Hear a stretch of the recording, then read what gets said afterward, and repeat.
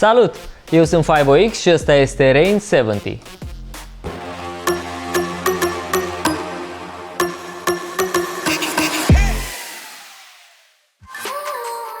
Pentru mai multe review-uri de produse, comparații, how-to și tips and tricks, nu uita să ne dai subscribe și să activezi notificările pentru a fi primul care află despre ele.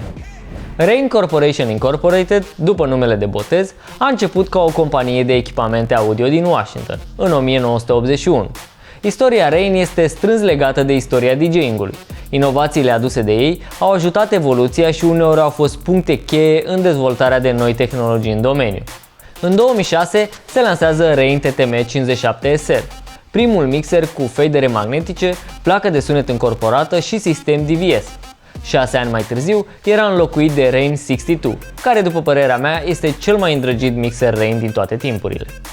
Iată-ne în 2020, anul în care Rain scoate 70, un mixer derivat din 72, dar cu un look și un feeling apropiat de cel mai iubit mixer al lor, 62.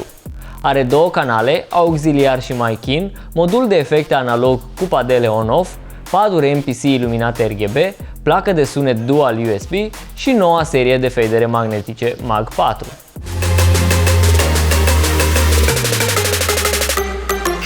Ca și dimensiuni, 70 este apropiat de 72, adică este un mixer destul de mare și robust. Construcția este în totalitate din metal și cântărește în jur de 5 kg și jumătate. Începând de sus în jos, prima secțiune a mixerului este aceea ce conține volumele pentru master și monitorizare. În stânga și în dreapta acestei secțiuni se află potențiometrii pentru controlul canalelor. Aranjamentul este puțin diferit față de un mixer convențional, adică pe fiecare canal avem o linie de EQ și o linie ce conține selectorul de sursă, gain-ul și filtrul. Tot aici, în partea de sus, avem secțiuni de browse și load pe fiecare canal și potențiometrii pentru controlul microfonului și al intrării auxiliare, sau session, cum este denumită de Rain. Mergând puțin mai jos, întâlnim încă o secțiune ce ne duce cu gândul la bătrânul 62, FlexFX, un modul de efecte standalone cu controlul cantității de efect pe fiecare canal și două padele on-off pentru a activa și dezactiva efectele. În stânga și în dreapta acestei secțiuni de efecte avem secțiunea de loop, cu butoane de auto-loop și butoane pentru mărirea și micșorarea lui. Din acest punct în jos, 70 prezintă același layout ca și fratele lui mai mare, 72. Avem secțiunea de 16 paduri iluminate RGB, câte 8 pe fiecare canal, asemănătoare ca feeling cu padurile prezente pe seria MPC. Ele au funcții multiple ce pot fi selectate cu butoanele de deasupra lor: Hot Cue, Loop, Roll, Sampler sau Transport. Sub secțiunea de paduri avem cele două fadere de volum și crossfader-ul. Toate sunt model nou, Mag 4, și se mișcă mult mai lin. Greutatea lor a fost redusă, iar crossfader-ul are acum ajustarea tensiunii pe exterior. În lateralul din față avem toate setările faderelor, dar și setările pentru microfon și ieșirile de căști.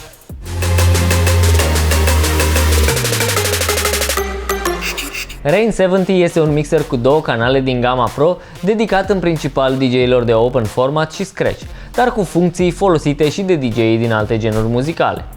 În partea de sus a mixerului avem un EQ pe 3 benzi de tip ISO. Asta înseamnă că poate tăia total frecvențele înalte, medii și joase. Filtrul Low Pass High Pass poate fi configurat din meniu atât la nivelul rezonanței cât și la nivelul frecvențelor, așa că se poate comporta ca un filtru clasic care lasă să treacă sunet atunci când este la maxim, sau poate tăia total sunetul atunci când potențiometrul este la maxim în low sau în high.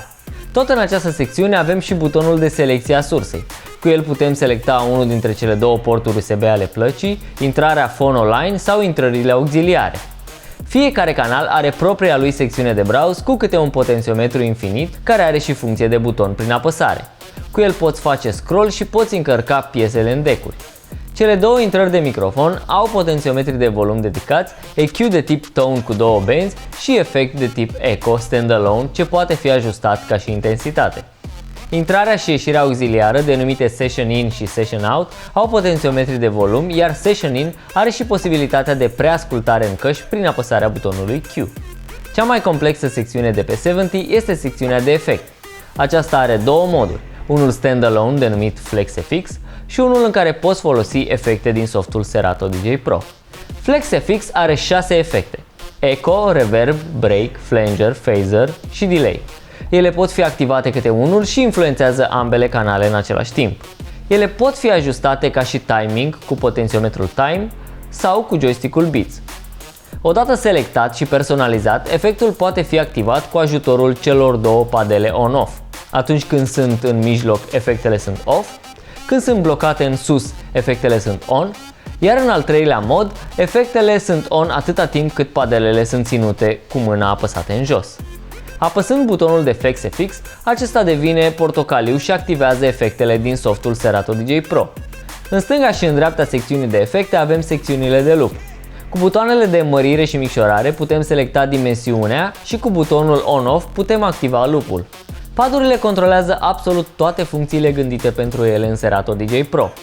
Folosind butoanele poziționate deasupra lor, poți controla cue point-uri, loop-uri salvate, loop roll-uri, sample-uri, dar pot fi și configurate manual activând unul dintre cele două user mode-uri. Fiecare buton de selecție a funcționalității padurilor are două moduri de funcționare prin apăsarea a doua oară.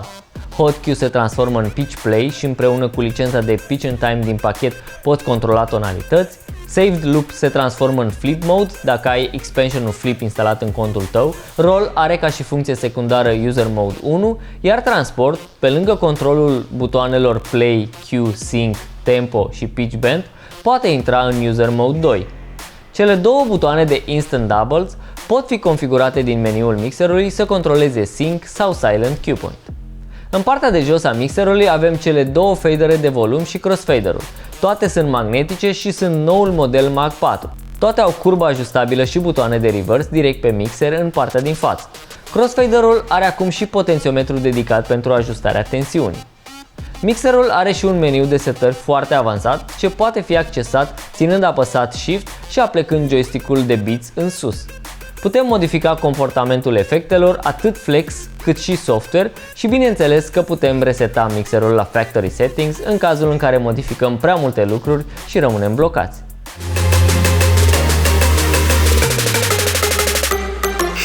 Cele două deck-uri au intrări RCA stereo pentru fono sau line, ce pot fi modificate cu ajutorul butoanelor din spate, dar și câte o intrare RCA stereo pentru auxiliar.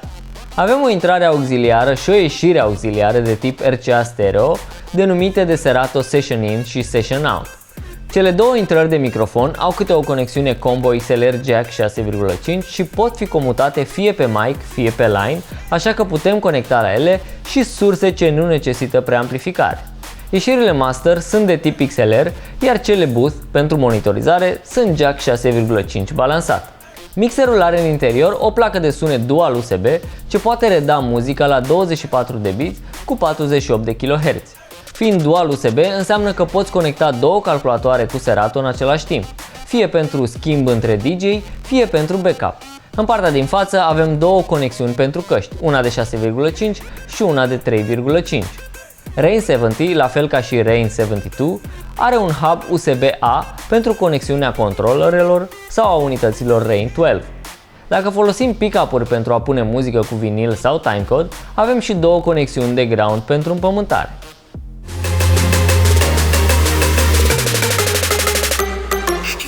Rain are un parteneriat de aproximativ 16 ani cu Serato. De fapt, toată gama lor de produse de DJ se bazează pe softul Serato. Mixerul funcționează plug and play cu Serato DJ Pro și activează și Serato DVS atunci când este conectat la calculator. În pachet vei primi și o licență de Pitch in Time pentru a putea activa funcțiile Pitch Play și Kissing.